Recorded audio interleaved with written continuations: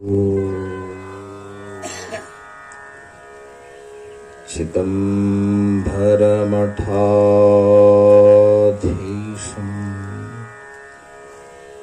सिद्धारूढयतीश्वरम् शिष्यप्रशिष्यरूपेण बोधकं गुरुमाश्रये यदङ्घ्रिकमलद्वन्द्वं तापत्रयनिवारकं शान्तेकपदं देवं सिद्धारूढमहं भजे। सिद्धारूढमहं भजे। ಹಲವು ಮಾತೇನು ನೀನುಲಿದು ಪಾದವನಿಟ್ಟ ನೆಲವೇ ಸುಕ್ಷೇತ್ರ, ಜಲವೇ ಪಾವನ ತೀರ್ಥ, ಸುಲಭ ಶ್ರೀ ಗುರುವೇ ಕೃಪೆಯಾದು. ಸದಾವಕಾಲ ಸ್ಮರಣೀಯರಾದಂತ ಪ್ರಾತಸ್ಮರಣೀಯರಾದಂತ ಸದ್ಗುರುದೇವನ ದಿವ್ಯ ಶ್ರೀ ಚರಣಗಳಲ್ಲಿ ಪ್ರಣಾಮಗಳನ್ನು ಸಮರ್ಪಿಸಿ, ಮಹಾತ್ಮ ಸಿದ್ಧಾರೂಢರ ಮಹಾಪುರುಷರಾದಂಥ ಬಸವಣ್ಣನವರ ಜಗನ್ಮಾತಾ ಶೀಲವಂತಿ ತಾಯಿಯ ಸಮಸ್ತ ಪ್ರಪಂಚದ ಸತ್ಪುರುಷರ ಶ್ರೀಚರಣಗಳಲ್ಲಿ ನಮಸ್ಕರಿಸಿ, ಮಹಾರಾಷ್ಟ್ರದ ಸೋಲಾಪುರ ಜಿಲ್ಲೆಯ ಅಕ್ಕಲಕೋಟ ತಾಲೂಕಿನ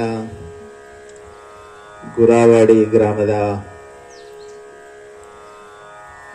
ಶಿವಯೋಗಿ ಆಶ್ರಮ ಶ್ರೀ ಸಿದ್ಧಾರೂಢರ ಮಠದಲ್ಲಿ ಪ್ರತಿ ವರುಷದ ಪದ್ಧತಿಯಂತೆ ಬಹಳ ಅರ್ಥಪೂರ್ಣವಾಗಿ ಈ ಆಧ್ಯಾತ್ಮಿಕ ಕಾರ್ಯಕ್ರಮ ಜರುಗುತ್ತಾ ಇದೆ. ಕಾರ್ಯಕ್ರಮದ 3ನೇ ದಿನದ ಪ್ರಾತಃ ಕಾಲದ ಸಭೆ ಇದು. ಈ ಸಭೆಯಲ್ಲಿ ಇದು ಪರ್ಯಂತರ ಜ್ಞಾನಿ ಮಹಾಪುರುಷರು ಎಂತಿರ್ತಾರೆ, ಹೇಗಿದ್ದಾರೆ ಎಂಬುವುದನ್ನ ಬಹಳ ಚೆನ್ನಾಗಿ ಮಾತನಾಡಿದಂತ ಪೂಜ್ಯರಾದ ಮಾಲಿಂಗೇಶ್ವರ ಮಹಾಸ್ವಾಮೀಜಿಯವರಿಗೂ, ಅನುಭಾವಿಗಳಾದಂಥ ಗೋಪಾಲರಾವ್ ಶಾಸ್ತ್ರಿಗಳವರಿಗೂ, ಇಲ್ಲಿ ಕೂಡಿರ್ತಕ್ಕಂಥ ಎಲ್ಲ ಮಹಾಜನಗಳೇ, ಮಾತೆಯರೇ, ನಿಮ್ಮೆಲ್ಲರಿಗೂ ಶರಣಗಳನ್ನು ತಿಳಿಸಿ, ಇವತ್ತು ಪ್ರಾತಃ ಕಾಲದಲ್ಲಿ ಭಗವದ್ಗೀತಾ ವಿಚಾರ ಆರಂಭವಾಗಿದೆ.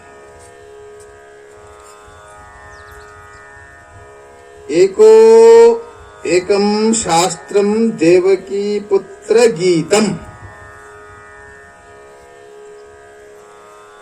ಈ ಒಂದು ಮಾತನ್ನು ಕೇಳಿರ್ತೀರಿ ನೀವು. ಶಾಸ್ತ್ರ ಅಂದ್ರ ಅದು ನೋಡಪ್ಪ, ಶಾಸ್ತ್ರ ಯಾವುದು? ಏಕಂ ಶಾಸ್ತ್ರಂ ದೇವಕಿ ಪುತ್ರ ಗೀತಂ. ದೇವಕಿ ಪುತ್ರನಾದಂತ ಕೃಷ್ಣ ಹೇಳಿದ, ಅವ ಹಾಡಿದ ಗೀತ ಅಂದ್ರ ಆಡಿದ್ದು. ಗೀತ ಅಂತ ಎದಕ್ಕಂತಾರ? ಗೀತಾ ಅಂತಂದ್ರ ಮತ್ ನಿಮ್ಮೂರಾಗಿನ ಗೀತಾ ನೆನಪಾಗ್ದಾರ, ಗೀತಾ ಅಂತ ಹೆಸರಿಟ್ಟಿರ್ತಾರಲ್ಲ. ಏಕಂ ಶಾಸ್ತ್ರಂ ದೇವಕಿ ಪುತ್ರ ಗೀತಂ. ದೇವಕಿ ಪುತ್ರನಿಂದ ಹೇಳಲ್ಪಟ್ಟಂತದ್ದೇನಿದೆಯೋ ಅದು ಶಾಸ್ತ್ರ.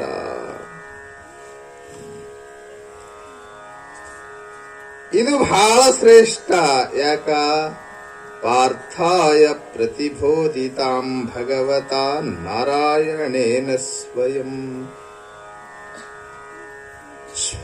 ಸ್ವಯಂ ಸ್ವತಃ ಭಗವತಾ ನಾರಾಯಣೇನ, ಭಗವಂತನಾದಂಥ ನಾರಾಯಣನಿಂದ ಪಾರ್ಥನಿಗೆ ಹೇಳಲ್ಪಟ್ಟಿರುವಂತಹದ್ದಿದು. ವ್ಯಾಸೇನ ಘಟಿತಾಂ ಪುರಾಣ ಮುನಿನಾ ಮಧ್ಯೆ ಮಹಾಭಾರತಂ. ನನಗೆ ಪಕ್ಕ ಕಂಡುಪಡ ಬರಂಗಿಲ್ಲ, ನೀವು ನನಗಿನ ಮುಂದೆ ಎಲ್ಲ ಹತ್ತೀರಿ.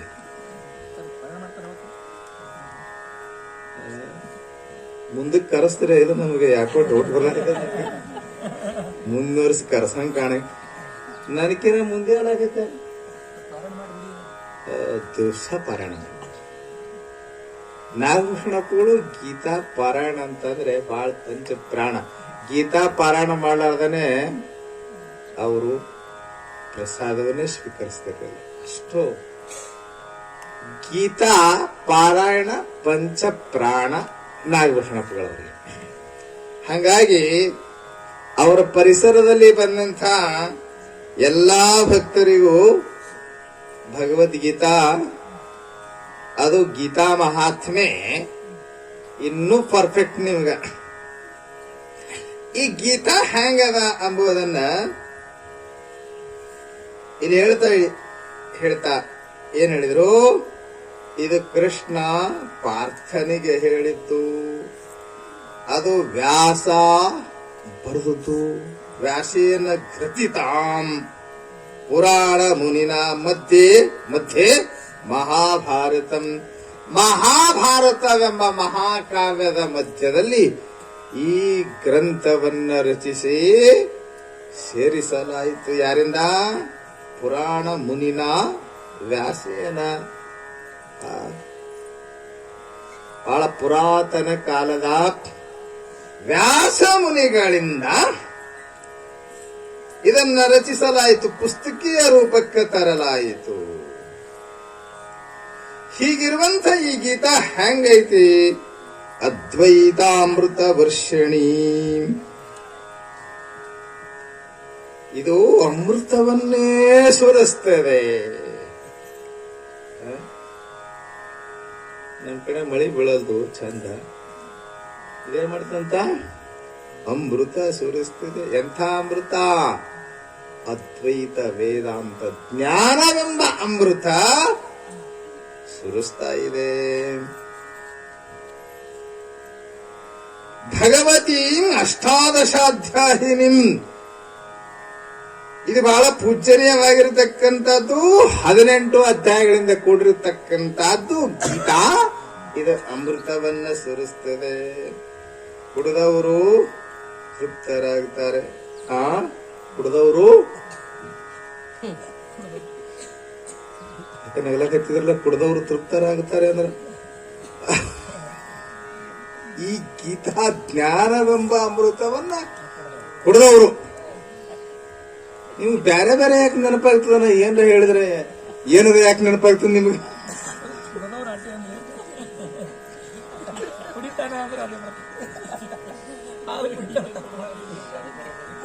ದಾಬಾಗ ಹೋಗ್ತಾರ ನೋಡ್ರಿ, ಕುಡಿತಾರ ಅಂದ ಮಠಕ್ಕೆ ಯಾಕೆ ಬರ್ಬಾರ್ದು ನೀವು? ಈ ಭಗವದಮೃತ ಭಗವದ್ಗೀತಾ ಉಪದೇಶವೆಂಬ ಅಮೃತವನ್ನ ಕುಡಿದವರು ಮತ್ತರಾಗುತ್ತಾರೆ, ಮಸ್ತ್ ಇರ್ತಾರೆ. ಅದನ್ನ ಹೇಳೋದು ನೀವು ಇವತ್ತ ಕುಡಿದವ್ರು ಹೆಂಗಿರ್ತಾರ ಅನ್ನೋದನ್ನ, ಜ್ಞಾನಾಮೃತವನ್ನ ಸವೆದವರು ಪಾನ ಮಾಡಿದವ್ರು ಹೆಂಗಿರ್ತಾರ ಅನ್ನೋದನ್ನ ಹೇಳ್ತಾ ಇದೀವಿ.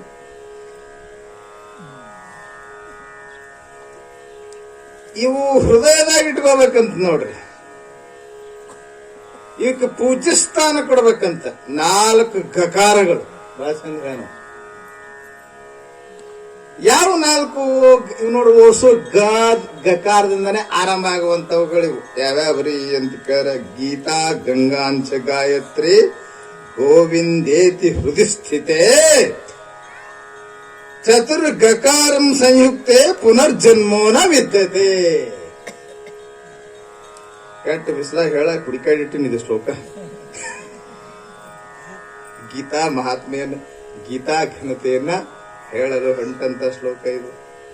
ಗೀತಾ ಗ ಇದೆಯಾ, ಗಂಗಾ ಗ ಐತಿಲ್ಲ, ಗದಿಂದ ಆರಂಭ ಆಗ್ತದೆ ಅದನ್ನು ಶಬ್ದ. ಗಾಯತ್ರಿ, ಗೋವಿಂದ ಏಸು ಗಕಾರ ಅದು ನಾಲ್ಕಾದು ಹೋದಿಲ್ರಿ. ಗೀತಾ, ಗೀತಾ ಹೃದಯದಾಗ ಇಟ್ಕೋಬೇಕಂತ. ಯಾರನ್ನು ಹೃದಯದಾಗ ಇಟ್ಕೋಬೇಕು? ಗೀತಾ ತಿಳಿತಿದಲ್ಲಿ. ಗೀತಾ, ಗೀತಾ ಅಂದ್ರ ಭಗವದ್ಗೀತಾ. ಗೀತಾ ಎಂಬ ಗ್ರಂಥವನ್ನ ಸದಾ ಹೃದಯದಾಗ ಇಟ್ಕೊಳ್ರಿ. ಗೀತಾ ಗಂಗಾಂಚ, ಗಂಗಾ ಪಾನ ಮಾಡ್ರಿ. ಗಾಯತ್ರಿ ಮನಸ್ಸಿನಾಗ ಇಟ್ಕೊಳ್ರಿ. ಗಾಯತ್ರಿ. ಗೋವಿಂದ ಹೃದಯದಲ್ಲಿ ಅವನಿಗೆ ಸ್ಥಾನ ಕೊಡ್ರಿ. ಯಾರಿಗೆ? ಗೋವಿಂದನಿಗೆ. ಎಷ್ಟು ಮಾಡಿದ್ರಿ ಅಂತಂದ್ರ, ಎಷ್ಟು ಮಂದಿನ ನೀವು ಹೃದಯದಾಗ ಇಟ್ಕೊಂಡ್ರಿ ಅಂತಂದ್ರೆ ಯಾರ್ಯಾರ್ರಿ? ಗೀತಾ, ಗಂಗಾ, ಗಾಯತ್ರಿ, ಗೋವಿಂದ. ಈ ನಾಲ್ಕರಿಗೆ ನೀವು, ಈ ನಾಲ್ಕು ಬಹಳ ಪೂಜನೀಯವಾಗುತ್ತೆ. ಇವುಗಳಿಗೆ ನೀವು ಹೃದಯದಾಗ ಸ್ಥಾನ ಕೊಡ್ರಿ. ಅಂದ್ರೆ ಸದಾ ಗಾಯತ್ರಿ ನುಡಿರಿ, ಸದಾ ಗೀತಾ ಜ್ಞಾನ ನಿಮ್ಮ ಮನಸ್ಸಿನೊಳಗೆ ಅನುರಣಿಸುತ್ತಿರಲಿ. ಹಾಗೆಯೇ ಗೋವಿಂದ ಪರಮಾತ್ಮನ ಸ್ಮರಣೆ ನಿಮ್ಮ ಹೃದಯದಾಗಿರ್ಲಿ. ನೀವು ಇವತ್ತೇನು ಹೇಳಕೊಂತೀವಲ್ಲ, ಜೀವನ್ಮುಕ್ತ ಮಹಾಪುರುಷ ನೀವು ಗ್ಯಾರಂಟಿ ಆಗ್ತೀರಿ. ಎಷ್ಟು ಗೀತಾ ವರ್ಣನ ಮಾಡಿ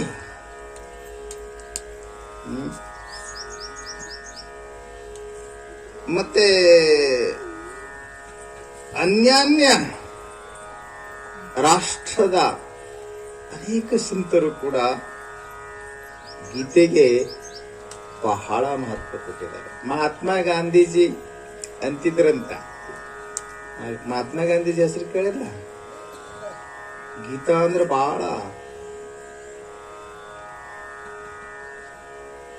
ಗೀತಾ ಪುಸ್ತಕ ಯಾವತ್ತು ಅವ್ರ ಜೊತೆಯಲ್ಲಿ ಇರ್ತಿತ್ತು. ಹ್ಯಾಂಗ ಸದಾ ಮೊಬೈಲ ನಮ್ಮ ಜೊತೆಯಲ್ಲಿ ಮೊಬೈಲ್ ಕಸ್ಕೊಂಡ್ರು ಮಕ್ಕಳು ಸಹಿತ ಜಗಳ ತೆಗಿರಕತ್ತಾವ. ಮೊಬೈಲ್ ಇದ್ರ ಮಮ್ಮಿನೇ ಬೇಡ.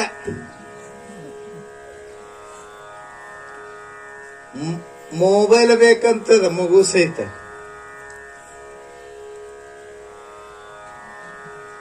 ನಿಮಗೂ ಮೊಬೈಲ್ ಎಂಬುದು ಸೆಕೆಂಡ್ ವೈಫ್. ಯಾವುದು? ಮೊಬೈಲ್ ಎಂಬುದು ಏನಾಗಿದೆ?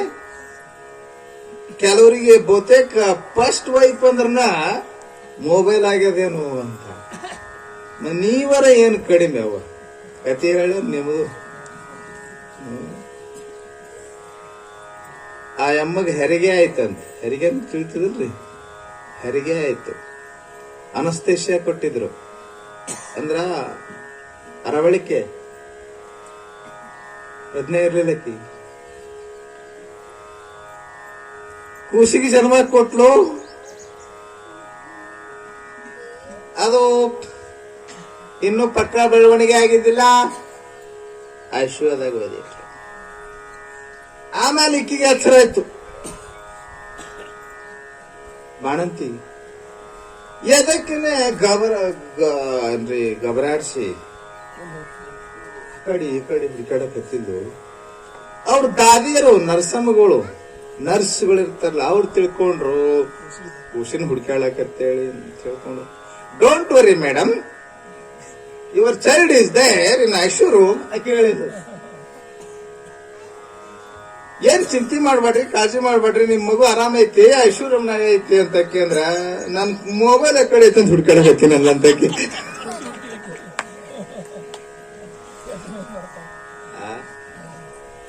ಅಂದ್ರೆ ಅಭಿಪ್ರಾಯ ಏನು? ನಮಗೆ ಇದು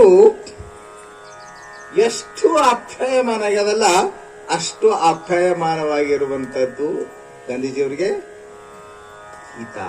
ಅವ್ರು ತಮ್ಮ ಮಾತನ್ನು ಹೇಳ್ಕೊಂತಾರೆ, ಬಹಳ ಚಂದ ಹೇಳ್ತಾರೆ. Gita it is my mother. Gita ಎಂಬುದು ನನ್ನ ತಾಯಿ ಇದ್ದಂಗೆ. ಹೇಗೆ ತಾಯಿಯ ಮಡಿಲಲ್ಲಿ ಮಗು ಅದ ಅಂತಂದ್ರೆ ನಿಶ್ಚಿಂತವಾಗಿರ್ತದಲ್ಲ, ಹಾಗೆ ಗೀತೆಯ ಮಡಿಲಲ್ಲಿ ನಾನಿದ್ರೆ ನಾನು ಸದಾ ನಿಶ್ಚಿಂತವಾಗಿರ್ತೀನಿ ಅಂತಿದ್ರು ಅವರು. ನನಗೊಂದು ಸಮಸ್ಯೆ ಬಂತು ಅಂದ್ರೆ ಸಾಕು, ನಾ ಹಿಂಗ ಗೀತಾ ಪುಟಗಳನ್ನ ತೆರೆದು ಬಿಟ್ಟೆ ಅಂದ್ರ ಆ ಸಮಸ್ಯೆಗೊಂದು ಸಮಾಧಾನ ಗೀತಾ ಗ್ರಂಥದಲ್ಲಿ ನನಗೆ ದೊರೀತದ ಅಂತಿದ್ರು ಮಹಾತ್ಮ ಗಾಂಧೀಜಿ. ಸ್ವಾಮಿ ವಿವೇಕಾನಂದರು ವಿದೇಶ ಗಮನ ಮಾಡಿದಾಗ, ವಿದೇಶ ಪ್ರವಾಸದಲ್ಲಿ ಅವರು ಹೆಚ್ಚು ಪ್ರತಿಪಾದನೆ ಮಾಡಿದ್ದು Bhagavad Gita. Gita it is a bouquet, ಇದು ಸುಂದರ ಪುಷ್ಪ ಗುಚ್ಛ ಇದ್ದಂಗ, ಹಲವಾರು ಹೂಗಳಿಂದ ಹೆಣೆದ ಪವಣಿಸಿದ ಬೊಕೆ. ಅದು ಹಿಂಗ್ ಕೊಡ್ತಿರ್ತಾರಲ್ರಿ, ಪುಷ್ಪಗುಚ್ಛ. ಇದು ಅನೇಕ ವೇದವೆಂಬ ಗಾರ್ಡನದೊಳಗ ಸುಂದರ ಜ್ಞಾನ ಪುಷ್ಪಗಳು, ಉಪನಿಷತ್ ಮಂತ್ರಗಳು, ಅವುಗಳನ್ನ ಪೋಣಿಸಿ ಸಂಗ್ರಹಿಸಿದ ಪುಷ್ಪಗುಚ್ಛ ಇದ್ದಂಗ ಯಾವುದು ಭಗವದ್ಗೀತಾ ಅಂತಿದ್ರು. ಇಷ್ಟು ಭಗವದ್ಗೀತೆಯನ್ನ ವರ್ಣಿಸ್ತಾ ಈಗ ನಾವು ಭಗವದ್ಗೀತೆಯ 2ನೇ ಅಧ್ಯಾಯದ 1 ಶ್ಲೋಕವನ್ನ ಇಂದು ಚಿಂತನ ಮಾಡುವವರಿದ್ದೇವೆ. ಭಗವದ್ಗೀತೆಯ 2ನೇ ಅಧ್ಯಾಯ. 2ನೇ ಅಧ್ಯಾಯದ ಹೆಸರೇನು? ಸಾಂಖ್ಯಯೋಗ. ಸಾಂಖ್ಯಯೋಗ ಅಂದ್ರೇನು? ಸಮ್ಯಕ್ಖ್ಯಾಯತೆ ಇತಿ ಸಾಂಖ್ಯಂ. ಚೆನ್ನಾಗಿ ಜ್ಞಾನವನ್ನ ಇಲ್ಲಿ ನಿರೂಪಣೆ ಮಾಡಲಾಗಿದೆ. ಆದ್ದರಿಂದ ಇದಕ್ಕ ಸಾಂಖ್ಯಯೋಗ ಅಂತ ಕರೀತಾರೆ. ಸಾಂಖ್ಯಯೋಗದ 2ನೇ ಅಧ್ಯಾಯ ಇದು. ಸಾಂಖ್ಯಯೋಗದ 55ನೇ ಶ್ಲೋಕ. ಏನದು 55ನೇ ಶ್ಲೋಕ? ಪ್ರಜಾಹಾತಿ ಯದಾ ಕಾಮಾನ್ ಸರ್ವಾನ್ ಪಾರ್ಥ ಮನೋಗತಾನ್ ಆತ್ಮನ್ನೇವಾತ್ಮನಸ್ತುಷ್ಟಃ ಸ್ಥಿತಪ್ರಜ್ಞಸ್ತದೋಚ್ಯತೆ. ಇವ ಅರ್ಜುನ ಪ್ರಶ್ನೆ ಮಾಡಿದ್ದ ಮೊದಲ.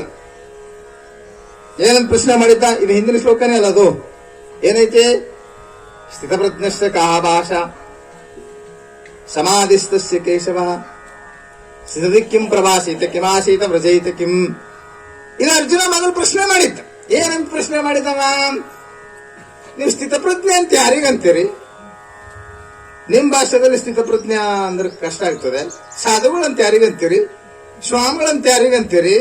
ಜ್ಞಾನಿಗಳಂತ ಯಾರಿಗಂತೀರಿ? ಮಹಾತ್ಮರಂತ ಯಾರಿಗಂತೀರಿ? ಹಿಂಗ್ ಕೇಳ್ದಂಗ. ಯಾರಿಗ ಮಹಾತ್ಮರ? ನೀವು ಏನ್ ಕೂದಲ ಇಟ್ಕೊಂಡವನ, ಏನು ಕೂದಲ ಬೋಳಿಸಿದವನ? ಇಬ್ರು ಇದೀವಿ ನಾವು ಇಲ್ಲಿ. ಅದಕ್ಕೆ ಕೇಳ ಹೇಳಕತ್ತೀನಿ. ಏನ್ ಟೊಪಿಗೆ ಹಾಕೊಂಡವನ? ಮತ್ತೇನು ಹಾಕವನು ಟೊಪಿಗೆ?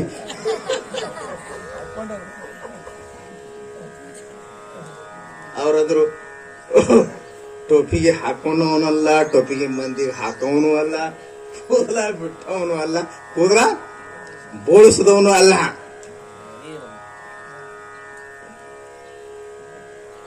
ಯಾರಿಗೆ ಅನ್ಬೇಕ್ರಿ ಹಂಗಂದ್ರ? ಜ್ಞಾನಿಗಳನ್ನ ಯಾರಿಗೆ ಕರೀಮ್ ನಾವು? ನಮ್ ಕಡೆ ನೋಡ್ರಿ, ತಲೆ ಬಳಸ್ಕೊಂಡು, ನುಣ್ಣಗೆ ತಲೆ ಬಳಸ್ಕೊಂಡು ಮಸ್ತ್ ಕೆಂಪು ಬಣ್ಣ ಹಾಕೊಂಡಿದ್ದಂದ್ರೆ ಅವ್ರಿಗೆ ಸ್ವಾಮಿಗಳಂತೀವಿ. ಹೋಗಿ ಹುಡು ಓಡಿ ಹೋಗಿ ಕಾಲಿ ಬಿಡ್ತೀವಿ. ನಾವು ಬಹಳ ಗೌರವ ಕೊಡ್ತೀವಿ. ಕೊಡ್ರಿ ಸಾಧುಗಳಿಗೆ. ನಿಜವಾಗಿ ಬಸವಣ್ಣಂತ ಮಹಾಪುರುಷರು ಕೂಡ ಲಾಂಛನಕ್ಕೆ ಶರಣೆಂಬೆನಲ್ಲದೆ ಅವರಂತರಂಗವ ನೀವೇ ಬಲ್ಲೇರಿ ಅಂದ್ರು. ಈ ದೇಶದಲ್ಲಿ ಒಂದು ಒಳ್ಳೆ ಸಂಸ್ಕಾರ ಐತಿ. ಅವ್ರು ಹೆಂಗ ಅದಾರಪ್ಪ ಯಾರಿಗ ಗೊತ್ತು? ಕಾವಿ ಹಾಕ್ಯಾರಲ್ಲ, ಅವ್ರಿಗೊಂದು ನಮ್ ಸಲಾಂ ಅನ್ನುವಂತ ಸಂಸ್ಕಾರ ಈ ದೇಶದ ಸಂಸ್ಕಾರ. ಅಷ್ಟು ಮಾತ್ರಕ್ಕೆ ಆತ ಸ್ಥಿತ ಪ್ರಜ್ಞೆ ಆಗೋದಿಲ್ಲ. ಅದಕ್ಕೆ ಸಂಶಯ ಅರ್ಜುನನಿಗೆ. ಯಾರಿಗೆ ನೀವು ಮಹಾತ್ಮ, ಸತ್ಪುರುಷ, ಜ್ಞಾನಿ, ಇನ್ನೊಂದು ಶಬ್ದ ಏನು ಬಳಸಿದೆ ಗೀತಾ, ಸ್ಥಿತ ಪ್ರಜ್ಞಾ. ಆ ಶಬ್ದದ ಅರ್ಥ ಮಾಡ್ಕೊಳ್ಳೋರು. ಸ್ಥಿತ ಪ್ರಜ್ಞಾ ಅಂದ್ರೆ ಪ್ರಜ್ಞಾ ಸ್ಥಿತ. ಪ್ರಜ್ಞಾ ಅಂದ್ರೆ ಜ್ಞಾನ. ಬರೀ ಜ್ಞಾನ ಅಲ್ಲ, ಚಲೋ ಜ್ಞಾನ. ಚಲೋ ಜ್ಞಾನ ಯಾವುದು? ಆತ್ಮಜ್ಞಾನ, ಬ್ರಹ್ಮಜ್ಞಾನ. ಅದು ಸ್ಥಿತ. ಸ್ಥಿತ ಅಂತಂದ್ರೆ ನಿಂತ್ಕೋಬೇಕು. ಸ್ಥಿತ ಅಂದ್ರೆ ಗಟ್ಟಿಗೊಳ್ಳಬೇಕು. ನಮಗೆ ಜ್ಞಾನ ದೃಢ ಆಗವಲ್ದು. ನಿಮಗೆ ಈ ಸತ್ತ ಕೇಳೋ ಹೊತ್ತಿನಾಗ ನಾವು ಹೇಳೋದೆಲ್ಲ ಹೌದು ಹೌದು ಅನ್ನಿಸ್ತದೆ. ಇರ್ತಾನೆ ಹೌದು ಅನಿಸ್ತದೆ. ಮಂಗಳಾರತಿ ಮಾಡುತ್ತಾನೆ ಅಷ್ಟೇ. ಮಂಗಳಾರತಿ ಆಗಿ ಜಯ ಹೊಡೆದ್ರಿ, ಜೈ ಹೊಡಿದಕ್ಕಿನ ಮಂಗಳಾರತಿ ಮಾಡೋದಕ್ಕಿಂತ ಮೊದಲು ಹೇಳ್ಬೇಕಾದ್ರೆ ಏನ್ ಮಾಡ್ತೀರಿ ನೀವೆಲ್ಲರೂ? ಎದ್ದುಕೊಂಡು ಏನ್ ಮಾಡ್ತೀರಿ? ಏಳುತ್ತಲೇ ಜಾಡಿಸ್ತಾರೆ. ಹಿಂಗ ಧೂಳು ಹತ್ತಿರ್ತದ ನೋಡ್ರಿ ಒಂದಿಟ್ಟಲ್ಲಿ. ಬರೀ ಧೂಳು ಅಷ್ಟೇ ಜಾಡಿಸ್ತಾರ ಅಂತ ನಾ ತಿಳ್ಕೊಂಡಿದ್ದೆ. ಇಡ್ತಾನ ಏನ್ ನೀವು ಹೇಳಿರಲ್ಲ, ಅದು ನಿಮಗ ಇರ್ಲಿ ಅಂತಂದಂಗದ. ನೀವ್ ಹೇಳಿದ್ದೆಲ್ಲ ನಮ್ಮ ಮನೆಗೆ ಹೋಯ್ದ್ರೆ ನಮ್ಮ ಸಂಸಾರ ಹೆಂಗ್ ನಡೀತದೆ? ಇವತ್ ನೋಡ್ ನಾವ್ ಎಲ್ಲಾ ಬಿಡ್ಬೇಕಂತ ಹೇಳೋರದೀವಿ. ಬಿಟ್ರ ಗತಿ ಹಂಗ ಬಿಡ್ತಿ. ಹಿಡಿಲಕ್ಕ ತಾಕತ್ತಿಲ್ಲ ಆದ್ರೂ ಬಿಡೋದಕ್ಕೆ ಇದು ನೋಡ್ರಿ. ಹಿಡಿಲಕ್ ತಾಕತ್ತಿದ್ರಲ್ಲ, ಹಿಡಿದ್ರೆ ಪರವಾಗಿಲ್ಲ. ಹಲ್ಲೆಲ್ಲ ಬಿದ್ದಾವ, ಏನ ಬಿಡಾವ, ಕುಟ್ಕೊಂಡು ತಿರ್ಬೇಕಂತ. ಶೇಂಗಾ ಹಲ್ಲು ನುರ್ಸಾವಲ್ಲು. ಹಲ್ಲು ನುರ್ಸ್ಲಿಕ್ಕಂದ್ರೆ ಏನಾಯ್ತು, ಹೊರಗೆ ನುರ್ಸಿ ಒಳಗ್ ಕಳಿಸ್ತೀನಿ ಅಂತ. ಅದು ಹೊಟ್ಟೆ ಜಗಳ ತೆಗಿತ. ನಮ್ಮ ಕಡೆಯಿಂದ ನುರ್ಸ್ಲಾಕ ಆಗೋದಲ್ಲ ಅಂತ ಅದು ಓಡಾಡ್ಕೊಳತ್ತ. ನಾನು ಡೈರೆಕ್ಟ್ ಪಾಸ್ ಮಾಡ್ತಿರ್ತದ ಅದು. ಹಿಂಗಾಗಿಲ್ಲ, 2 ಸಲ ಆಗಿಲ್ಲ. ನಮಗ ಜಗಳ ತೆಗಿಲಕ್ ಎತ್ತೇರಿ ಹೊಟ್ಟಿ. ಸಾಕು, 50 ವರ್ಷ ತಿಂದಿ ಈಗರ ಕಡಿಮೆ ಮಾಡ್ಲಕ್ ಆಗೋದಿಲ್ಲ. ಅಲ್ಲಿ ಬಾಳಪ್ಪಂತಿದ್ದ ನಮ್ದು ಶಾಸ್ತ್ರದ ಮನುಷ್ಯ. ಯಾವ್ರದು? ಕರ್ಲಟ್ಟಿ. ಅಥಣಿ ತಾಲೂಕದೊಳಗೆ ಕರ್ಲಟ್ಟಿ ಅಂತ ಒಂದು ಊರು ಬರ್ತದ. ಆ ಊರು ಸಮೀಪ ದರೂರ್ ಅಂತ ಶಂಭುಲಿಂಗ ಶಾಸ್ತ್ರಿ ಹೆಸರು ಕೇಳಿರ್ಬೇಕಲ್ಲ. ಮಹಾನ್ ಉದ್ದಾಮ ಪಂಡಿತ ಅವರು.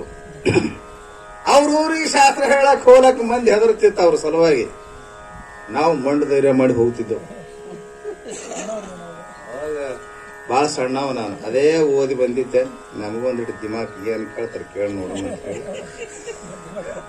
ಹೇಳಿ ಹೋಗ್ತಿದ್ದೆ ಅವರಿಗೆ. ಅವರು ಚೀಟಿ ಬರ್ಬಾರ್ದು ಕಳ್ಸೋರು. ನಾನು ಮಂಡ ಧೈರ್ಯ ಮಾಡಿ ಚೀಟಿ ಬರ್ದ್ರ ಅದ ಹೆಂಗ್ ಡಿಸ್ಕಸ್ ಆಗ್ತದ್ರಿ? ನಾ ಇದ್ದ ನೀವರ ಬರ್ರಿ, ನೀವಿದ್ದ ನಾರ ಬರ್ರಿ ಅಂತಿದ್ದೆ ನಾನು. ಸೋಮ್ ಗಂಡಿಗೆ ಹತ್ತಂತವ್ರು ಹಗರ್ ಕಡೆ ಕಾಲ ಬರ್ತದೆ. ಏನ್ ನೀವೆಲ್ಲ ಬಾಳ ತಿಳಿದವ್ರು, ನಮಗೇನು ಗೊತ್ತಿರಿ ಅಂತ ಹೇಳಿ ಕಡೆ ಕಾಲ ಬರ್ತದ. ಮಂಡ ಧೈರ್ಯ ಮಾಡಿ ಈ ಕಡೆ ಬಾ ನೋಡೋಣ ಅಂತಿದ್ದೆ. ಅವ್ನ್ ಬರ್ಲಂಗ್ ಚಲೋ ಆಯ್ತು. ಯಾಕಂದ್ರ ಬಾಳ ತಾರ್ಕಿಕ ಮತಿ ಅವರು. ಅಲ್ಲಿ ಕರ್ಲಟ್ಟಿ ಬಾಳಪ್ಪಂತ ಬಾಳ ಶಾಸ್ತ್ರ ಪ್ರೀತಿ ಮನುಷ್ಯ. ಅವನಿಗೆ ಅಸ್ತಮಾ ಇತ್ತು, BP ಇತ್ತು, ಶುಗರ್ ಇತ್ತು. ಅವನ ಮನೆಗೆ ವರ್ಷದಾಗ ಒಮ್ಮೆ ನಾವು ಪ್ರಸಾದಕ್ಕೆ ಹೋಗೋರು. 200 ಮಂದಿ ನಮ್ ಬೆನ್ನಿಂದ ಶಾಸ್ತ್ರ ಕೇಳೋ ಮಂದಿ. ಬೆಳಿಗ್ಗೆ ಮಧ್ಯಾಹ್ನ ರಾತ್ರಿ 8 ಗಂಟೆಗೆ 3 ಟೈಮ್ ಶಾಸ್ತ್ರ ಊರಾಗ. ನಾವ್ ಹೋದೆವಂದ್ರೆ 200 ಮಂದಿ ತಪ್ಪದೆ ಪುಸ್ತಕ ಹಿಡಿದು ಕೇಳೋರು. ಕೈ ಹಿಡಿದು ಕೇಳಿ ಏನ್ ಕೇಳ್ತಿ ಅಂದಂಗ ಹಂಗ ಊರಾಗ ಶಾಸ್ತ್ರ. ಈಗನೂ ಕೂಡ ಪ್ರತಿನಿತ್ಯ 50-60 ಮಂದಿ ತಪ್ಪದೆ ಅವರು ಶಾಸ್ತ್ರ ನಡೆಸ್ಕೊಂಡು ಹೋಗ್ತಾರೆ. ಅಂತ ಶಾಸ್ತ್ರ ಸಂಸ್ಕಾರ ಊರದು. ಅದು ದಿವಸ ಒಬ್ಬೊಬ್ರು ಮನೆಗೆ ಊಟ. ಅವನ ಮನೆಗೆ ಊಟಕ್ಕಿದ್ದ ದಿವಸ ಇಂಥ ದೊಡ್ಡ ಮೇಜ್ ಅವನು ತನ್ನ ಸಲುವಾಗಿ ಮಾಡಿಸ್ಕೊಂಡ ಮೇಜ್ ಅದು. ಆ ಮೇಜಿನ ತುಂಬಾ ಎಲ್ಲಾ ಪದಾರ್ಥಗಳಾಗಬೇಕು ನೋಡ್ರಿ. 10-12 ನಮನಿ ಪಲ್ಯ, ಬಜಿ 4 ನಮನಿ ಬಜಿ ಮಾಡಿಸ್ತವ್ರಿ. ಕಾಂದಾ ಬಜಿ, ಉಳ್ಳಾಗಡ್ಡಿ ಇಟ್ಟು, ಮೆಣಸಿನಕಾಯಿ ಇಟ್ಟು, ಸಾದಾ ಬಜಿ, ಬೋಂಡಾ ಬಜಿ, ಜಾಮೂನ್ ಮಾಡಿಸ್ತಾವ್, ಗುಲಾಬ್ ಜಾಮೂನ್, ರಸಗುಲ್ಲಾ, ಶೇಂಗಾದ ಹೋಳಿಗೆ. ಗಾನಿ ಕೇಳತ್ತೀವಿ ನಿಮ್ಗೆ ಎಲ್ಲ ಮಾಡ್ಸವ. ಅವ್ ಡಾಕ್ಟ್ರ ನೀ ಸ್ವೀಟ್ ತಿನ್ಬೇಡ, ನೀ ಬಜಿ ತಿನ್ಬೇಡ, ಸ್ವೀಟ್ ತಿಂದ್ರ ಶುಗರ್ ಐತಿ, ಬಜಿ ತಿಂದ್ರ ದಮ್ ಐತಿ. ಅವ ಶಾಸ್ತ್ರದವನು ಕೆಮ್ಕೊಂತ ಕುಂದ್ರವ. ಯಾವತ್ತು ನಾವು ಬೇಯ್ತಾನೆ ಇರ್ತಿದ್ದೆವು. ನಮಗ್ ನೀಡಿದ್ದೆಲ್ಲ ಅವನು ನಡೆಸ್ಕೊಳವ. ನಮ್ ಹೆಸರು ಹೇಳಿ ಹೊಡಿಬೇಕಂತಿದೀನಿ ಅಂತ ನಾವ್ರಿ. ಅಲ್ಲ ನಿನ್ನೆ ಬಂದು ಡಾಕ್ಟರ್ ನೋಡಿ ಹೇಳ್ಯಾರ ಬಜಿ ತಿನ್ಬೇಡ, ಕರ್ದು ತಿನ್ಬೇಡ ಅಂತಾರ. ಮತ್ತ ಬಾಳಪ್ಪ ನೀ ಬಜಿ ಇಟ್ಕೊಂಡ್ ಕುಂತಿದಿ ಅಂತ ನಾ ಅಂದ್ರ ಒಂದ್ ಮಾತಂತಿದ್ ನನಗೆ ಪದೇ ನೆನಪಿ ಬರ್ತದ. ಅಪಗಳ ಹಂಗೆ ಕೆಮ್ಮುದ್ರಿ ಗುಮ್ಮದ್ರಿ ಅಂತಿದ. ಬಿಟ್ಟು ನೀವು ನನಗೆ ಬರ್ಕೊಡ್ರಿ ಅಂತಿದ. ಅವ್ನು ಶಾಸ್ತ್ರ ಕೇಳಿದ ಮನುಷ್ಯ ನೋಡ್ರಿ. ನಾ ಬಜಿ ತಿನ್ನೋದು ಬಿಡ್ತೀನಿ, ನನಗೆ ಬರ್ಕೊಡ್ರಿ ನೀವು. ನಾ ಬಜಿ ತಿನ್ಲಿಲ್ಲ ಅಂದ್ರೆ ಸಾಯಂಗಿಲ್ಲ. ಕೊನೆಗೆ ನಿಮ್ ಶಾಸ್ತ್ರ ಕೇಳಬೇಕಾಗಿದೆ. ನೀವು ಇರುತ್ತನಾರ ನಾ ಸಾಯಬಾರ್ದು ಅಂತಿದ. ನಾ ಅಂತಿದ್ದೆ ತಿನ್ನು ಸಾಯಿ ಹೋಗಂತಿದ್ದೆ.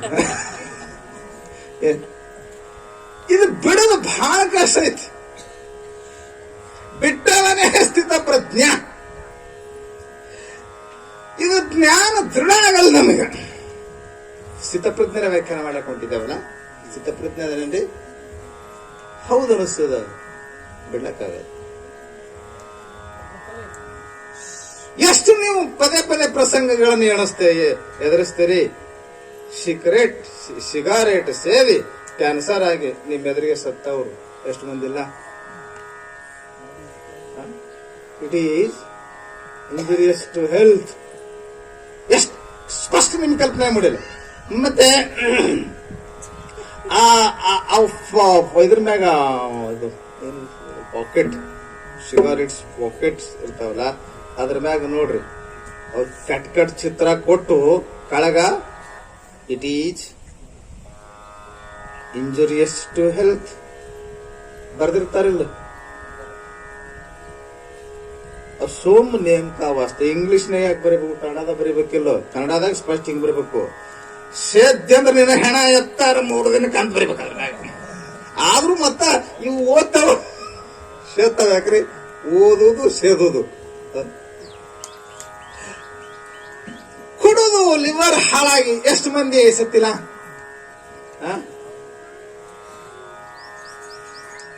ಎದುರಿನ ಮನುಷ್ಯ 2 ಮಕ್ಕಳನ್ನ ಬಿಟ್ಟು ಮದುವೆಯಾದ 4-8 ವರ್ಷಕ್ಕ ಆಕೆನ ವಿಧವೆಯನ್ನಾಗಿ ಮಾಡಿ ತನ್ನ ಜೀವನ ಹಾಳಾಗೋಯ್ತು. ಮತ್ತೊಬ್ಬರ ಜೀವನ ಹಾಳು ಮಾಡಿ ಆಸ್ತಿ ಎಲ್ಲ ಕಳ್ಕೊಂಡು ಮಕ್ಕಳನ್ನ ಸಾಲದಾಗಿಟ್ಟು ಹೆಂಡ್ತಿನ ನರಕದಾಗಿಟ್ಟು ಇವ ನರಕಕ್ಕೆ ಹೋದದ್ದನ್ನ ಎದರ ಮನೆಯೊಳಗನ ಹಿಂಗಾದದ್ದನ್ನ ನೋಡ್ತಾನ. ಅವನು ಇಟ್ಟು ಬಂದ ಅವತ್ತ ರಾತ್ರಿನೇ ಕುಡಿತಾನ. ಏನನ್ಬೇಕಿದು? ನಮಗೆ ಜ್ಞಾನ ಆಗ್ತದೆ. ಇದು ನೋಡಿ ಕೆಟ್ಟಂತ ಜ್ಞಾನ ಆಗ್ತದ, ಬಿಡ್ಲಕ್ಕಾಗಲ್ದು. ಇದು ಚಲೋ ಅಂತ ಜ್ಞಾನ ಆಗ್ತದ, ಅದನ್ನ ಗ್ರಹಿಸ್ಲಿಕ್ಕಾಗಲ್ದು. ಎಂತರ ವಿಚಿತ್ರ ಇರ್ಬೇಕು. ಇದಕ್ಕ ಏನಿದು ಮಾಯಾ ವಿಲಾಸ. ಬೆಳಗ ಬಂದ ಬಟ್ಟೆ ಇದೇನೋ ಅಲ್ಲಮರಂತಾರ. ಏನು ವಿಚಿತ್ರ ಮಾಯಾ ವಿಲಾಸ. ಇದು ಮಾಯಾಮೋಹ, ಮತ್ತಿನ್ನೇನಲ್ಲ. ಮಾಯಾ ವಿಲಾಸ ಇದು. ಹಿಡಿವ ಕೈಗಳ ಮೇಲೆ ಕತ್ತಲೆ, ನೋಡುವ ಕಂಗಳ ಮೇಲೆ ಕತ್ತಲೆ, ನೆನೆವ ಮನದ ಮುಂದ ಕತ್ತಲೆ. ಓ ಈಶ್ವರ, ಇದೇನು ಬೆಳೆದು ಬಂದ ಪಟ್ಟೆ. ಎಲ್ಲಮರು ಆಶ್ಚರ್ಯಚಕಿತರಾಗ್ತಾರೆ. ಎಷ್ಟು ಕತ್ತಲೆ ಆವರಿಸಿ ಬಿಟ್ಟದಲ್ಲ, ಯಾಕ ತಲೆಯಾಗ ಬೆಳಕು ಬೀಳಲ್ದು, ಮನುಷ್ಯನಾಗ ಬೆಳಕು ಬೀಳಲ್ದು. ಶಾಸ್ತ್ರ ಹೇಳ್ತೀವಿ, ಕೇಳ್ತೀವಿ, ಜ್ಞಾನ ಗಟ್ಟಿ ಆಗಲ್ದು. ಎಷ್ಟು ಮಂದಿ ಗಟ್ಟಿ ಅದೃಢ ಜ್ಞಾನದಿಂದ ಯಾವ ಪ್ರಯೋಜನವೇನ ನೆನ್ಪಿಟ್ಕೊಳ್ರಿ. ಅದೃಢಂ ಚಾತಂ ಜ್ಞಾನಂ, ಅದೃಢಂ ಚಾತಂ ಜ್ಞಾನಂ ಅಂತಂದ್ರೆ ಏನಕ್ಕರ್ಥ? ದೃಢವಲ್ಲದ ಜ್ಞಾನ ಎದಕ್ಕೂ ಕೆಲಸಕ್ಕೆ ಬಾರದು ಅಂದ್ರು. ಎದಕ್ಕೆ ಅಲ್ರಿ? ಹಾ, ಸಿಗಾರೇಟ್ ಈಸ್ ಇಂಜುರಿಯಸ್ ಟು ಹೆಲ್ತ್ ಅಂತ ಓದ್ತಾ ತಿಳ್ಕೊಂಡ, ಆದ್ರೆ ಬಿಡ್ಲಿಲ್ಲ ಅಂತಂದ್ರೆ ಅದ ಏನ್ ಜ್ಞಾನ, ಏನ್ ಪ್ರಯೋಜನ ಆಯ್ತು? ಗೊತ್ತಾಗ್ತಾ ಇದೆಯಾ? ಹಾಗೆ ನೋಡ್ರಿ, ಶರೀರ ನೀನಲ್ಲ, ಶರೀರದೊಳಗಿನ ಆತ್ಮ ನೀನು, ನೀನು ಚೇತನ, ಜಡ ವಸ್ತು ನೀನಲ್ಲ. ಶಾಸ್ತ್ರ ಹೇಳ್ತು. ಕಂಠಪಾಠನು ಮಾಡದ. ಶರೀರಾದಿಗಳು ನಾನಲ್ಲ, ಶರೀರಾದಿಗಳನ್ನ ನೋಡುವ ದೃಗ್ರೂಪನಾದ ಚೈತನ್ಯ ವಸ್ತು ನಾನು, ಚೈತನ್ಯ ರೂಪನಾದ ನಾನೇ ಪರಮಾತ್ಮ. ಸುಮ್ಮನೆ ಕಂಠಪಾಠ, ಜ್ಞಾನ ದೃಢ ಆಗಲಿಲ್ಲ. ಅದಕ್ಕೆ ಇಲ್ಲಿ ಇವತ್ತೇನು ಹೇಳಕೊಂಡಿದ್ದಾರೆ? ಪ್ರಜ್ಞಾ ದೃಢ ಆಗಬೇಕು, ಗಟ್ಟಿ ಆಗಬೇಕು, ಸ್ಥಿತ ನೆಲೆ ಆಗಬೇಕು, ನಿಂತ್ಕೋಬೇಕು. ಅವನಿಗೆ ಸ್ಥಿತ ಪ್ರಜ್ಞಾ ಅಂತಾರ. ಪ್ರಜ್ಞಾ ಸ್ಥಿತ ಯಸ್ಯ ಸಹ ಸ್ಥಿತ ಪ್ರಜ್ಞಾ. ಪ್ರಜ್ಞಾ ನೆಲೆಯಾದವನು. ಪ್ರಜ್ಞಾ ಅಂದ್ರೆ ಬರೇ ಜ್ಞಾ ಅಲ್ಲ, ಪ್ರಜ್ಞಾ ದೃಢ ಜ್ಞಾನವು ಯಾವನಿಗೆ ದೃಢ ಆಗಿದೆ ನೋಡ್ರಿ, ಅವನಿಗೆ ಏನ್ಬೇಕು? ಸ್ಥಿತ ಪ್ರಜ್ಞೆ. ಅವ ಹೆಂಗಿರ್ತಾನ್ರಿ ಅಂತ ಕೇಳ್ತಾ ಇದ್ದಾನ ಅರ್ಜುನ. ಇವನಿಗೆ ಜ್ಞಾನ ಗಟ್ಟಿಗೊಂಡದ ಅನ್ನೋದು ಹೆಂಗ್ ಗೊತ್ತಾಗ್ಬೇಕ್ರಿ? ಗೊತ್ತಾಗ್ತದ್ರಿ ಅಂತಾರವ್ರು. ಗರ್ಭ ನಿಂತದ ಅನ್ನೋದು ಗೊತ್ತಾಗಂಗಿಲ್ಲನ್ರಿ? ನಿಮ್ ಕಡೆ ಗೊತ್ತಾಗ್ತದೇನ? ಗೊತ್ತಾಗ್ತದಿಲ್ಲ? ಗೊತ್ತಾಗ್ತದೆ. ಅವು ಲಕ್ಷಣಗಳು ತೋರ್ ಬರ್ಲಕ್ ಶುರು ಮಾಡ್ತಾವು. ಬರಂಗಿಲ್ಲ. 2 ತಿಂಗಳು 3 ತಿಂಗಳು ಆಯ್ತು ಅಂತಂದ್ರ ಹೆಜ್ಜೆ ಬೇರೆ ಆಗ್ತಾವ, ಮಣ್ಣಡತಿ ಬೇರೆ ಆಗ್ತಾವ, ಬೇಡಿಕೆಗಳು ಬೇರೆ ಆಗ್ತಾವ, ಕಾಯ್ಕೊಳ್ಳಬೇಕು. ಮಣ್ಣು ಹಳ್ಳಿ ನೋಡಿ ಬದಲಾವಣೆ ಆಗ್ತಾವಲ್ರಿ. ಹಾಗೆ ಇಲ್ಲಿನ ಜ್ಞಾನ ದೃಢ ಆಯ್ತು ಅಂತಂದ್ರೆ ಇದನ್ನು ಬೇರೆ ಬೇರೆ ಮಠಕ್ಕೆ ಹೋಗ್ಬೇಕು, ಶಾಸ್ತ್ರ ಕೇಳಬೇಕು, ಮುದುಕಿಗೆ ಸೋಡ್ಸಿಟ್ಟಿ ಕೊಡಬೇಕು. ಶುರು ಆಗ್ತದೆ. ಗಟ್ಟ ಆಗ್ಬೇಕಂತಂದ್ರ ಜ್ಞಾನ ಆಯ್ತು ಅಂದ್ರೆ ಅದನ್ನು ಅದು ಬ್ಯಾಡ, ಇದು ಬೇಕು, ಶುರು ಆಗ್ತದೆ. ಮತ್ತೆ ಇದು ಬದಲಾಗಲಿಲ್ಲ ಅಂತಂದ್ರೆ ಇದು ಏನು ನಿಂತ್ಕೊಂಡಿಲ್ಲ, ಜ್ಞಾನ ನಿಂತ್ಕೊಂಡಿಲ್ಲ. ಅದಕ್ಕೆ ಅರ್ಜುನ ಪ್ರಶ್ನೆ ಮಾಡಿದ, ಜ್ಞಾನವು ದೃಢವಾದವನ ನೆಲೆಯಾದವನ ಸ್ವರೂಪ ಏನು? ಹೆಂಗ್ ಕುಂದಿರ್ತಾನೋ, ಹೆಂಗ್ ನಿಂದಿರ್ತಾನ, ಹೆಂಗ್ ಮಾತಾಡ್ತಾನ? ಸ್ಥಿತಪ್ರಜ್ಞಸ್ಯ ಕಾ ಭಾಷಾ. ಭಾಷಾ ಅಂದ್ರ ವಾಟ್ ಈಸ್ ಹಿಸ್ ಲ್ಯಾಂಗ್ವೇಜ್. ಏನ್ ಅವನ್ ಲ್ಯಾಂಗ್ವೇಜ್ ಅಂತ ಕೇಳ್ತಾ ಇಲ್ಲ ಅವನು. ಭಾಷಾ ಅಂತಂದ್ರೆ ಲಕ್ಷಣ. ಭಾಷಾ ಪದಕ್ಕೆ ಏನರ್ತ್ರಿ? ಭಾಷಾ ಅಂತಂದ್ರೆ ಅವನ ಲಕ್ಷಣ ಏನ್? ಸ್ಥಿತಪ್ರಜ್ಞಸ್ಯ ಕಾ ಭಾಷಾ ಸ್ಥಿತದಿ ಕಿಂ ಪ್ರಭಾಸೇತ. ಈಗ ನೋಡಿ ಪ್ರಭಾಸೇತ ಅನ್ನೋದು ಈಗ ಕೇಳ್ತಾ ಇದ್ದಾನೆ ಇಲ್ಲಿ. ಸ್ಥಿತದಿ ಕಿಂ ಪ್ರಭಾಸೇತ, ಹೆಂಗ್ ಮಾತಾಡ್ತಾನೆ, ಕಿಂ ಪ್ರಭಾಸೇತ, ಹೆಂಗ್ ನಡೀತಾನ, ಹೆಂಗ್ ನುಡಿತಾನ, ಹೆಂಗ್ ಒಟ್ಟಾರೆ ಟೋಟಲಿ ಮಾತೇನು? ಅರ್ಜುನ ಕೇಳಿದ ಪ್ರಶ್ನೆ ಏನು? ಜ್ಞಾನಿಗಳು ಹೆಂಗಿರ್ತಾರಪ್ಪ, ಹೆಂಗಿದ್ರ ಅವ್ರಿಗೆ ಜ್ಞಾನಿಗಳನ್ನೋನು, ಸ್ಥಿತ ಪ್ರಜ್ಞರನ್ನೋನು ಅಂತ ಪ್ರಶ್ನೆ. ಆ ಪ್ರಶ್ನೆಗೆ ಉತ್ತರ ಹೇಳ್ತಾ ಇದ್ದಾನೆ ಈಗ ಪರಮಾತ್ಮ. ಇವತ್ತಿನ ಸಬ್ಜೆಕ್ಟ್ ಈಗ ಸ್ಟಾರ್ಟ್ ಅಂದಂಗೆ ಹೆಚ್ಚು ಕಡಿಮೆ. ಏನಂದ್ರು ನೋಡಪ್ಪ, ಸ್ಥಿತಪ್ರಜ್ಞ ಸ್ಥದೋಚ್ಛತೆ. ಸ್ಥಿತಪ್ರಜ್ಞೆ ಅಂತ ಆಗ ಅವನಿಗೆ ಹೇಳಲ್ಪಡ್ತದೆ, ಆಗ ಅವನು ಸ್ಥಿತಪ್ರಜ್ಞೆ ಅಂತ ಕರೀತಾರೆ. ಯಾವಾಗ್ರಿ ಅಂತ ಕೇಳಿದ್ರೆ, ಪ್ರಜಾಹಾತಿ ಯದಾ ಕಾಮಾನ್ ಸರ್ವಾನ್ ಪಾರ್ಥ ಮನೋಗತಾನ್. ಇದೊಂದು ಪಾರ್ಥ ಅನ್ನೋ ಪದ ಬಂದದ ನೋಡ್ರಿ. ಪಾರ್ಥ ಅಂದ್ರೆ ಏನ್ರಿ? ಪಾರ್ಥ ಅಂದ್ರ ಪಾರ್ಥ ಅಂತ ಯಾರಿಗೆ ಕರೀತಾರ? ಪಾರ್ಥ ಅಂದ್ರೆ ಅರ್ಥ ಗೊತ್ತಿಲ್ಲ ನಿಮ್ಗೆ? ಅರ್ಜುನಿಗೆ ಪಾರ್ಥ ಅಂದ. ಯಾಕೆ ಪಾರ್ಥ ಅಂದ್ರೆ ಗೊತ್ತೇನ್ರಿ ನಿಮ್ಗೆ? ಪಾರ್ಥ ಅಂದಕ್ಕೆ ನಾನಾ ನಮ್ನಿ ಅರ್ಥ ಅದಾವು. 12 ಹೆಸರು ಅದಾವ ಯಾರಿಗ್ರಿ? ಅರ್ಜುನಿಗೆ ನಮಗೊಂದು 2-3 ಹೆಸರು ಅದಾವ. ನಮಗ ಮೊದಲೊಂದು ಹೆಸರಿತ್ತು, ಈಗೊಂದು ಹೆಸರು ಬಂದದ. ಹಾಂಗ ನೋಡ್ಕೊಂತವ್ರು ನಮಗೂ ಬೇರೆ ಬೇರೆ ಆತಾವ ಬಿಡ್ರಿ. ಹಂಗೆ ಹೌದ್ರಿ. ಈ ಸತ ನಾನು ಉಪನ್ಯಾಸಕ ಅದ್ರ ಮತ್ತ ಹೇಳವಲ್ಲ, ನಾ ಹೇಳವ ನೀವು ಕೇಳೋರು. ಅವ್ರು ಒಂದಿಷ್ಟು ಮಂದಿ ನಿದ್ದೆ ಮಾಡೋರು ಮಾಡೋರು ಹೆಸರು ನಮಗೂ ಬೇರೆ ಬೇರೆ ಆಯ್ತಾವ್ರಿ. ಹಂಗ ಅರ್ಜುನನಿಗೂ ಪ್ರಧಾನವಾಗಿ ಎಷ್ಟ್ರಿ 12 ಹೆಸರು ಹೇಳ್ಯಾರ. ಅದ್ರಾಗ ಒಂದ್ ಹೆಸರು ಯಾವ್ದೈತಿ? ಪಾರ್ಥ. ಪಾರ್ಥ ಅಂದ್ರ ಪೃತಾಯಾಹ ಅಪತ್ಯಂ ಪುಮಾನ್ ಪಾರ್ಥ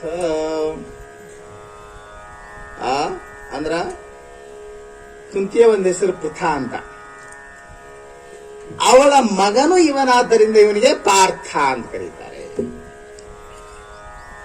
ಪಾರ್ಥ ಎಂಬ ಪದಕ್ಕೆ ಇನ್ನೊಂದು ಬಹಳ ಚಂದ ಅರ್ಥ ಮಾಡಿದ್ದಾರೆ ಸ್ವಾಮಿ ಅಖಂಡಾನಂದ ಸರಸ್ವತಿ ಅವರು. ಬಹಳ ಅಪರೂಪದ ಅರ್ಥ ಅದು, ಮುಮುಕ್ಷುಗಳಿಗೆ ಎಲ್ಲರಿಗೂ ಹೊಂದಾಣಿಕೆ ಆಗುವಂತ ಅರ್ಥ ಅದು. ಪಾರ್ಥ ಅಂತ ಯಾರಿಗನಬೇಕು ಅಂತಾರ, ಪಯೇವ ಅರ್ಥಂ ಪ್ರಯೋಜನಂ ಯಸ್ಯ ಸ ಪಾರ್ಥ. ನೋಡಿ, 2 ಪದಗಳನ್ನ ಮಾಡ್ತೀವಿ ನಾವು ಅದನ್ನ. ಒಂದು ಪ, ಇನ್ನೊಂದು ಅರ್ಥ. ಪಯೇವ ಅರ್ಥ. ಪ ಅಂದ್ರೆ ಪರಮಾತ್ಮ, ಅರ್ಥ ಅಂದ್ರೆ ಜೀವನದ ಪ್ರಯೋಜನ. ಜೀವನ ಯಾವಾತನು ತನ್ನ ಜೀವನವನ್ನ ಪರಮಾತ್ಮನ ಪ್ರಾಪ್ತಿಗಾಗಿ ಮೀಸಲಾಗಿಡ್ತಾನೋ ಅವನು ಪಾರ್ಥ ಅಂದ್ರು. ನೀವೆಲ್ಲರೂ ಪ್ರಪಂಚ ಬಿಟ್ಟು ಇವತ್ತು ಒಂದ್ ದಿವಸ ಆದ್ರೂ ನಿಮ್ಮ ಜೀವನ ಈ ಪರಮಾರ್ಥಕ್ಕಾಗಿ ಮೀಸಲಾಗಿಟ್ಟಿರಂದ್ರೆ ನೀವೆಲ್ಲರೂ ನೀವು ಪಾರ್ಥನೆ ಅದರ. ಅದ ಬರೀ ಪಾರ್ಥನ ಬಗ್ಗೆ ವಿವರಣೆ ಬೇಡ, ಈ ಮುಂದ ಶ್ಲೋಕದ ವಿವರಣೆಯನ್ನು ತಿರುಗುವ. ಹೇ ಪಾರ್ಥ, ಯದಾ ಯಾವಾಗ ಮನೋಗತಾಂ ಸರ್ವಾನ್ ಕಾಮಾನ್ ಅಂದ್ರೆ ಮನಸ್ಸಿನಲ್ಲಿರ್ತಕ್ಕಂಥ ಸಕಲ ಕಾಮನೆಗಳನ್ನು ಪ್ರಜಾಹಾತಿ ಯಾವಾಗ ಅಲ್ಲೋಡ್ರಿ, ಜಹಾತಿ ಅಂದ್ರೆ ಬಿಟ್ಕೊಡು, ಪ್ರಜಾಹಾತಿ ಅಂತಂದ್ರೇನು ಚಂದ ಬಿಟ್ಕೊಡು ಅಂತ ಅದಕ್ಕೆ ಅರ್ಥ. ಬಿಟ್ಕೊಡ್ತೀರಿ ನೀವು ಯಾವಾಗ ಜಗಳ ಆದಾಗ? ನೀನು ಮಾರಿ ನೋಡಂಗಿಲ್ಲ, ನನ್ನ ಪಾಲಿಗೆ ಸತ್ಯೋ ಅಂತ ಹೇಳಿ ಮಣ್ಣು ತೂರಿ ಬರ್ತಾನೆ. 2 ಸಲ ಬಂದಿಲ್ಲಪ್ಪ ಜಗಳಾಡಿ ಮಠಕ್ಕ, ನೀನು ಮಾರಿ ನೋಡಂಗಿಲ್ಲ ಅಂತ ಹೇಳಿ 10 ಮಣಗದ್ರಾಗ ನಾ ಮಾರಿ ಮುಂದೆ ಬಂದ ನಿಂದಿರ್ತದ ನೋಡ್ರಿ. ಏನ್ ಮಾಡ್ತೀರಿ? 2 ಸಲ ಜಗಾಡಿಲ್ಲ, ನನ್ನ ಪಾಲಿಗೆ ನೀ ಸತ್ಯ ಅಂತ ತಂದಿಲ್ಲ. ಅವತ್ ತಂದಿಲ್ಲ, ನನ್ನ ಕಣ್ಣಿದ್ರಿಗೆ ಅಂದಿ.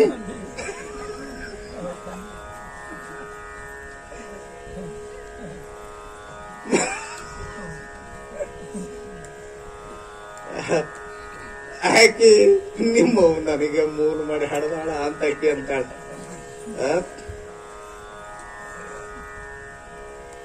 ಎಷ್ಟು ನಿಜ ಐತಲ್ಲ. ನೀವು ಪ್ರತಿಕೂಲ ಆದಾಗ ಬಿಡ್ತೀರಿ. ಯಾವಾಗ? ನಾವು ನೀವು ಪ್ರತಿಕೂಲ ಆದಾಗ. ಈಗ ಇವ್ರು ಕೆಲವರು ಇದು ತಿನ್ನಂಗಿಲ್ಲ, ಜಾಮೂನ್ ಬೇಕಾದ್ರೂ ರುಚಿ ಜಾಮೂನ್ ರೀ. ಜಾಮೂನ್ ಬಿಟ್ಟಾರಿ ಇವರು. ಯಾಕೆ ಬಿಟ್ಟಿರಿ ಜಾಮೂನ?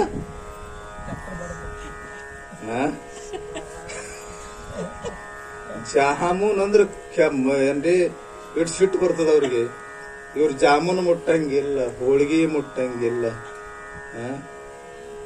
ಕೆಲವರು ಮಳೆಗಾಲ ಆದ ಕೂಡಲೇ ನಮ್ಮ ಮೊಸರು ಮುಟ್ಟಂಗಿಲ್ಲ, ಮಳೆಗಾಲ ಶುರು ಆದ ಕೂಡಲೇ. ಕೆಲವ್ರಿ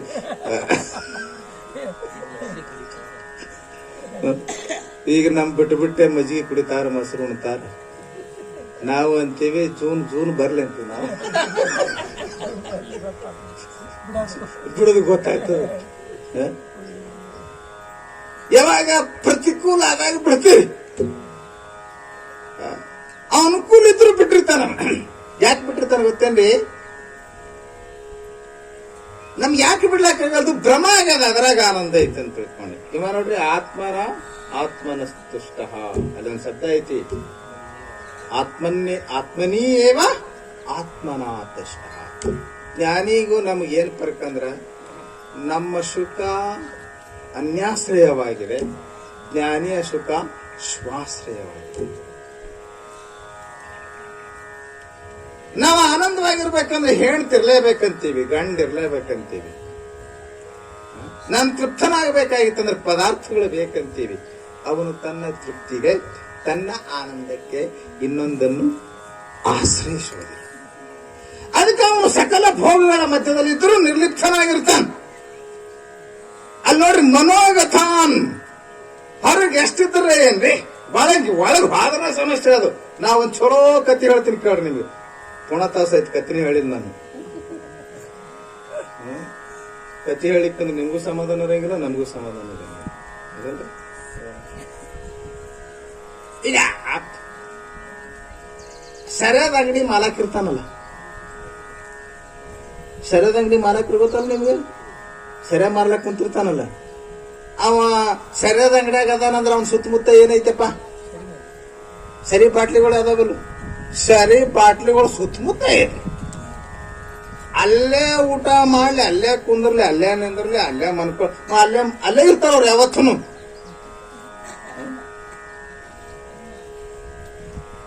ಅಂತ ಕುಡ್ದಾಗ ಕೇಳಕತ್ತಾರ ಅವ್ರಿಗೇನು, ನಾವು ಅದ ಸುದ್ದಿನ ಹೇಳಕತ್ತೀವಿ.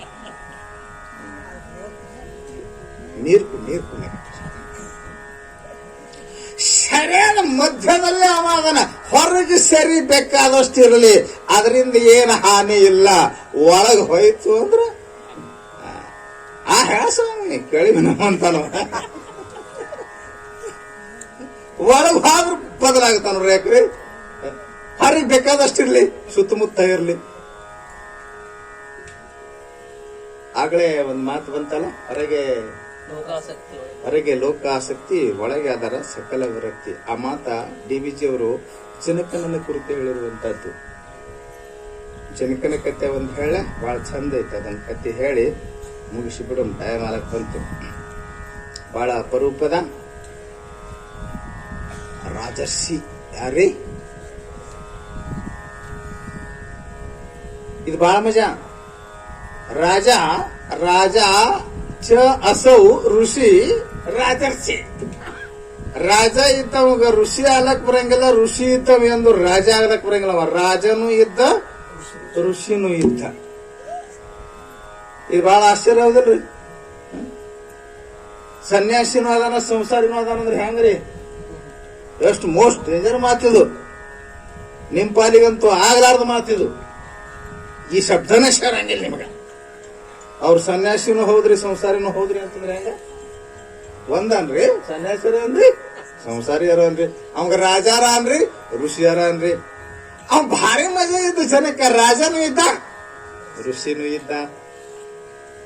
ಇದು ಸುಖನಿಗೆ ಕೇಳಿ ತಲೆ ಕೆಟ್ಟು ಬಿಡ್ತಂತ. ಅವ್ರ ಅಪ್ಪ ಹೇಳಕತ್ತಿದ್ ಒಂದ್ ದಿವ್ಸ, ಈ ಕಾಲದೊಳಗೆ ನೋಡಪ್ಪ, ಸಂಸಾರದಾಗಿದ್ದನು ಸನ್ಯಾಸಿಯಾಗಿದ್ದಾವ ಅಂದ್ರ ಯಾರು?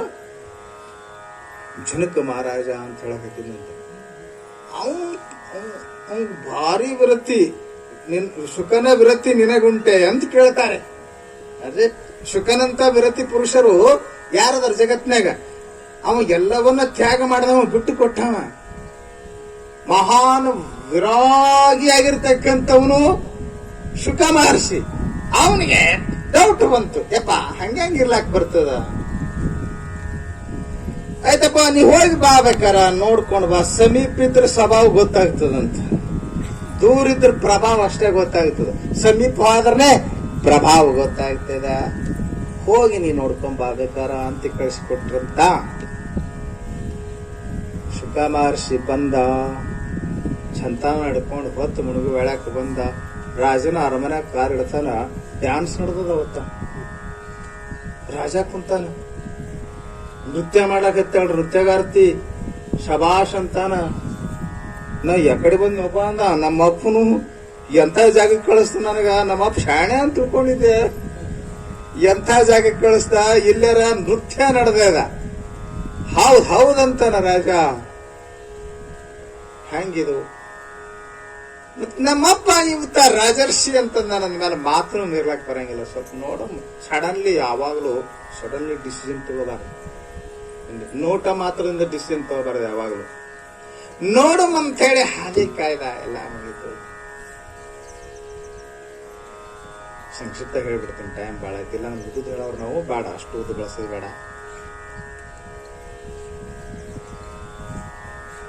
ಜನಕ ಮಹಾರಾಜ,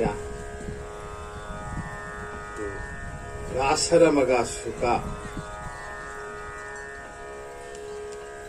ವೈರಾಗ್ಯ ಪುರುಷ ಭಾವ, ವೈರಾಗ್ಯದ ಕಂಡಿದ್ದಂಗೆ ಕರ್ಕೊಂಬಂದ್ರು.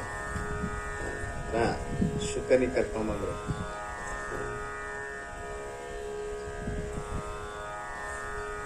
ಇವರು ನಮ್ಮಿಂದ ಉಪದೇಶ ಪಡ್ಲಾಕ್ ಬಂದಾರ. ಸ್ವಲ್ಪ ಟೆಸ್ಟ್ ಮಾಡುವ ಇವ್ರನ್ನ. ಶುಕನ ಕೈಯೊಳಗೆ ಒಂದು ತುಂಬಿದ ಬಿಂದಿಗೆ ಕೊಟ್ಟು, ನಮ್ಮ ಅರಮನೆಯನ್ನೆಲ್ಲ ತೋರಿಸ್ಕೊಂಡು ಬರ್ರಿ ಇವ್ರಿಗೆ ಅಂದ ಜನಕ ಮಹಾರಾಜ.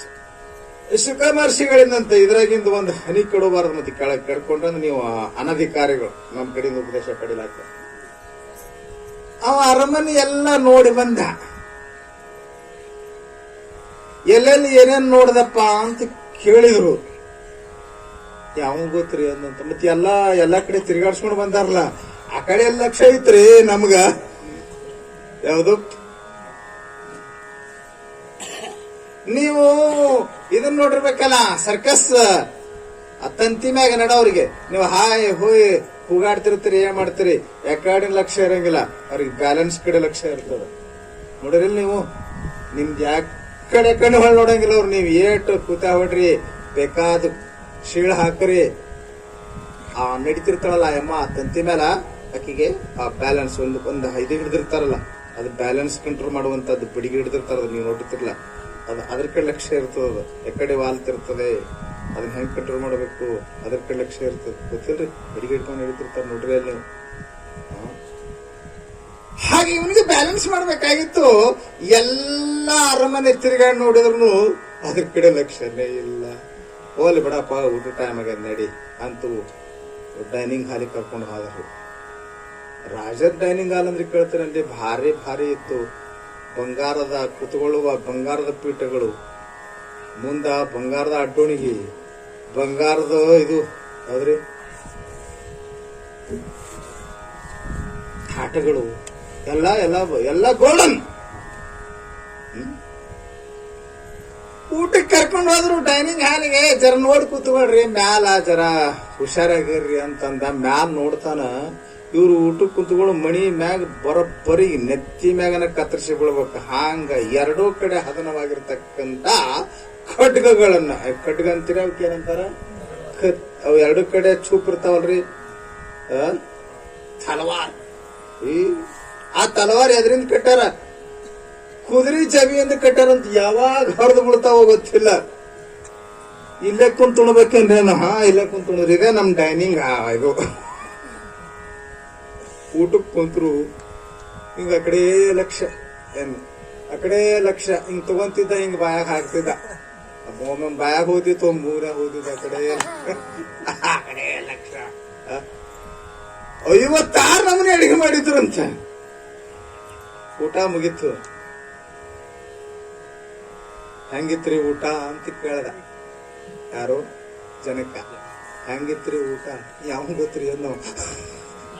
ಉಂಡವ್ರಿ ಯಾರ್ರಿ ಅನ್ನವ, ನಾವೇ ಉಂಡವ್ರಿ.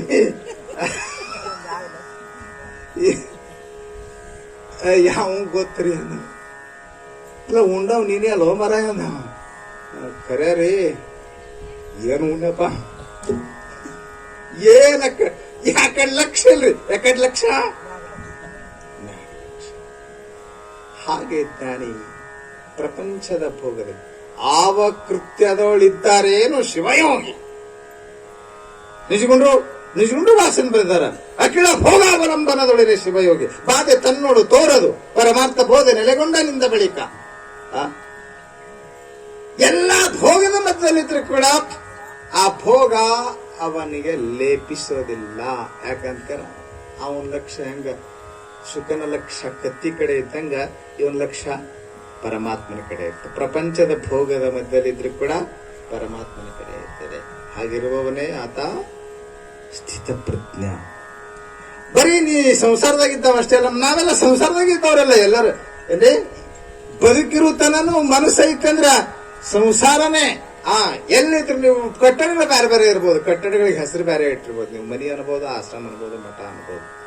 ಸಂಸಾರ ಅಂತೂ ಎಲ್ಲಾ ಕಡೆ ಇದ್ದದ್ದ, ಎಲ್ಲಾ ಕಡೆ ಶಬ್ದ ಸ್ಪರ್ಶ ರೂಪ ರಸಗಂಧ ಇದ್ದದ್ದಾನ.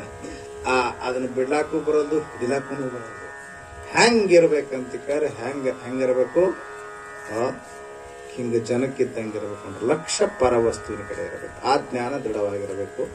ಅವನೇ ಜೀವನ್ಮುಕ್ತ ಸ್ಥಿತ ಪ್ರಜ್ಞೆ ಅಂತ ತಿಳಿಸಿಕೊಡ್ತಾನೆ ಅಂತ ಹೇಳ್ತಾ ಇವತ್ತಿನ ಉಪನ್ಯಾಸಕ್ಕೆ ಮಂಗಲ. ಹರ ಓಂ ತಸ್ಸತ್.